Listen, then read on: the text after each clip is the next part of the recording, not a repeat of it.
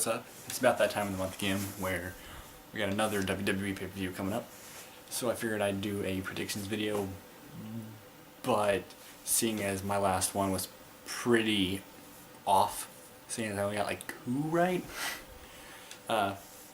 this one is going to be more like fantasy booking, which if you're not familiar, booking is when they decide who wins, who loses, how the storyline goes, and how it's going to progress. And fantasy booking is like how I would do it and what I would think would happen. And it's usually kind of looked down upon, but it's fun to do. So, I'm going to do what I would book for WWE SummerSlam. I'm not going to go through every match because it would be kind of tedious, me going, well, I think Paige will win, I think this one, I think that'll win.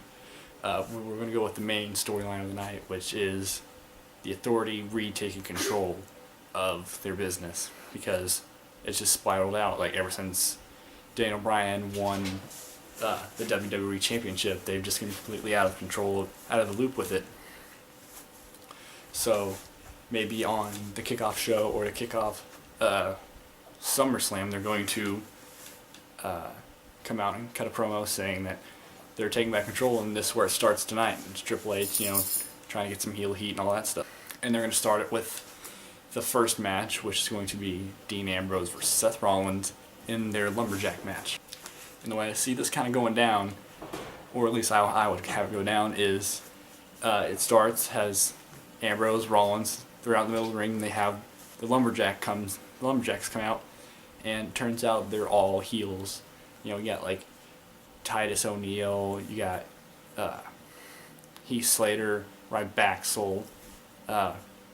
the Wyatts that were banned from the match. Just all of those guys come out to surround the ring. So whenever Dean Ambrose gets thrown out, they rough him up and throw him back in. And then, we have a good 15-minute solid match, just letting them put on the clinic that they can put on.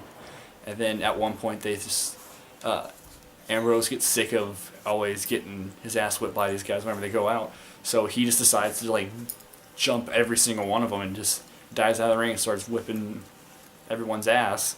And then he goes back to the ring, tries to fight Seth, and hits his finisher on him. And then the entire lumberjack,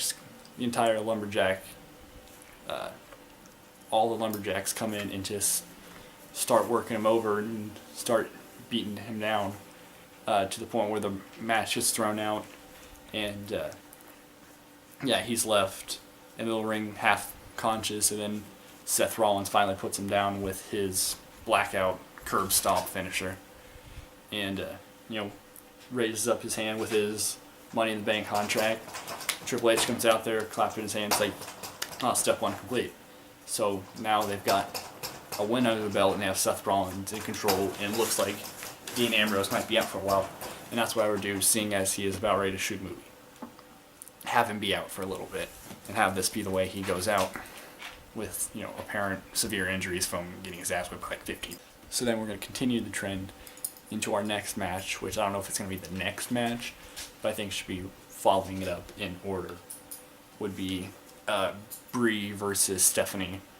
And this match is going to be full of run-ins, just weirdness, so I couldn't really say how they're wanting to go with this, but I would have it be something like Nikki's in Brie's corner and Triple H is in Stephanie's corner, and before them, just as soon as the match starts, they just have a really kind of shitty cat fight where they're just rolling around and slapping at each other, and they roll around, have all kinds of really crummy, chase each other around the ring. It's not a really fun, just a really weird, not even a match type of match, until finally Brie gets Stephanie in the yes lock, and then surprise, surprise, Nikki comes in and breaks it up, and lays her out with whatever finisher she has, or just slaps her or whatever, and then Stephanie hits her with the pedigree, and then there you go, you have step 2, you have Nikki turning on Brie, so you have another feud for her just to go straight off into. You have this continuing idea of the Authority taking back control because they've put down this whole Brie problem, you've put down this whole Dean Ambrose problem. So next we got to put down this Roman Reigns problem with, and how it's going to happen is next Randy Orton versus Roman Reigns, which I'm not looking forward to at all. I don't know, just something with Roman Reigns just isn't clicking with me. Like, he's just a big Samoan dude. Like, that's all he's got going for him right now. So, I mean, see what happens with him. But for here, I just see like something like a really crummy 15-minute match working, and it ends up with Roman Reigns about ready to hit his spear. Then Kane comes down and like tries to interfere. Roman Reigns like starts like, you know, hits him with the Superman punch. Almost gets RKO'd, pushes him off the rope, spears him, and gets the 1, 2, 3. And Triple H, and you know, almost gets RKO'd, reverses it, spears him, 1, 2, 3. The one thing they don't have control over, you know, is still Roman Reigns. So you get to build him up. Like, even though the odds were against him, he got his win. And then you could have something like maybe the Authority either blames Kane or Randy Orton, so they start feuding with like a Triple H or the Authority, or start helping it. They turn babyface, whatever. I wouldn't want it to be Kane, but I feel like that's kind of how they're going with how flip-floppy he's being right now.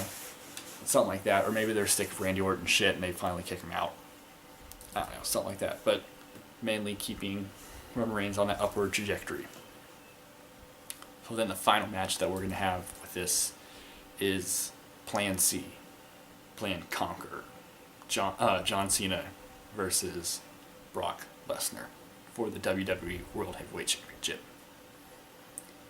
The thing about this match is, if either one person wins, it kind of screws up another storyline they've already had going on.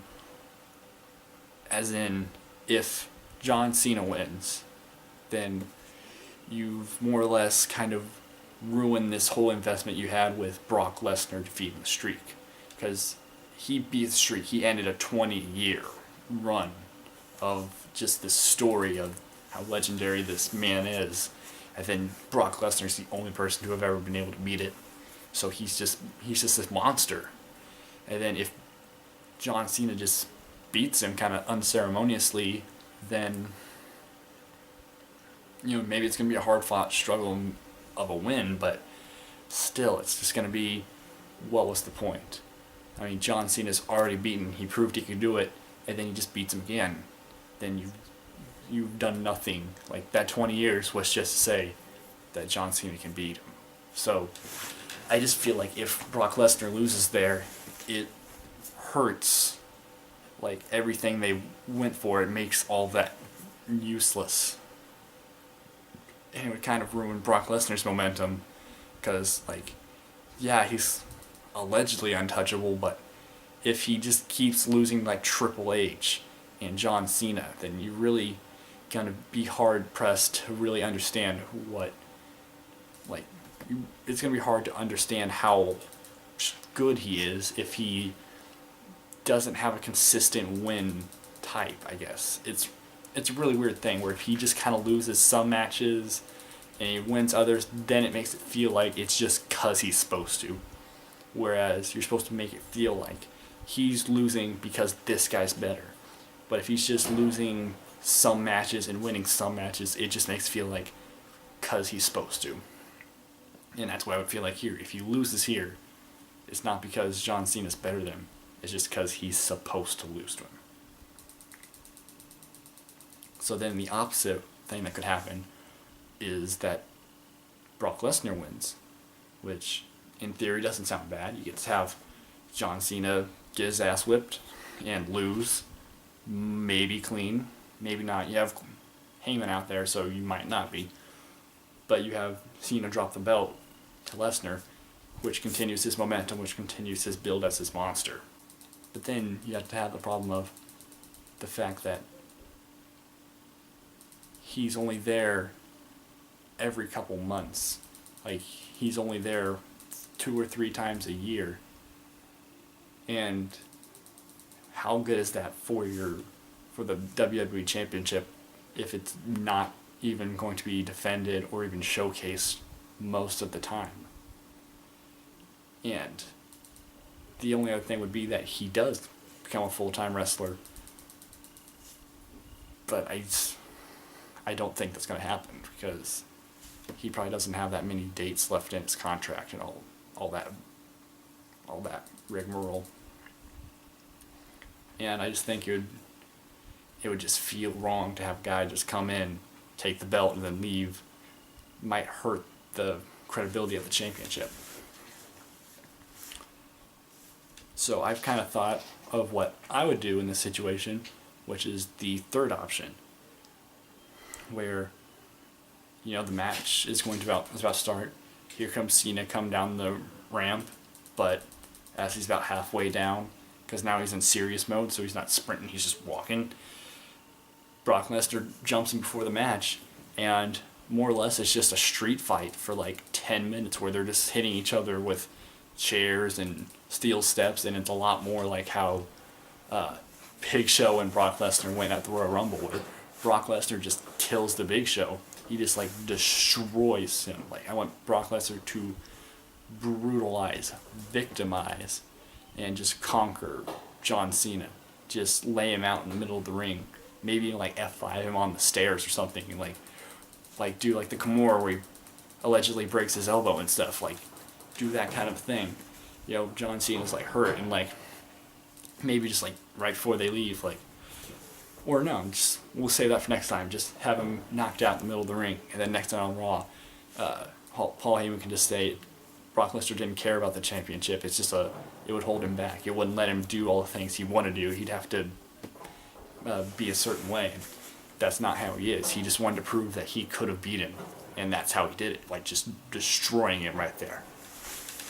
So he destroys him right here, and then Brock Lesnar starts to leave, and then we have Seth Rollins, Mr. Money in the Bank, come out while John Cena's still out on top of the maybe steel steps in the middle of the ring, cashes in Money in the Bank straight to Triple H, who thinks he's finally going to get the championship off of John Cena. And yeah, maybe you could even, if you wanted to protect Cena that much, have maybe even an actual like 5-minute match between these two where it's just Cena hits F5, Cena hits the FU, and Rollins kicks out, and then Rollins hits like a flying knee and Cena kicks out, but then finally Rollins trips Cena up and he hits his head on the steps, then bounces off the ropes and does a blackout onto the steel steps in the middle of the ring, and 1, 2, 3, bang, you got Seth Rollins. Gets elevated because he has the championship at the biggest pay-per-view of the summer. Cena was protected because he got attacked before the match. You know, you can finagle that. And then Brock Lesnar is protected because he was built up like a monster because he just laid out Cena that way. So, in my opinion, I think that's the best way you can go. I think that's the one that leads to the most things. Like, you can have another match with Seth Rollins and John Cena at Night of Champions. You can have Roman Reigns go to the next person in line. Maybe he fights Randy Orton again to finally get him out of the way for good, because now Randy Orton's not just fighting for his championship match, he's fighting for the favor of the Authority, which he needs. And you can have Dean Ambrose out for a while until Seth Rollins is done feuding with John Cena, and then have Ambrose come back, still thirsty for some vengeance, and he can get a title shot, and you have then elevated Dean Ambrose above just a mid-carder. So, yeah, there you have it. That's my fantasy booking for this SummerSlam match.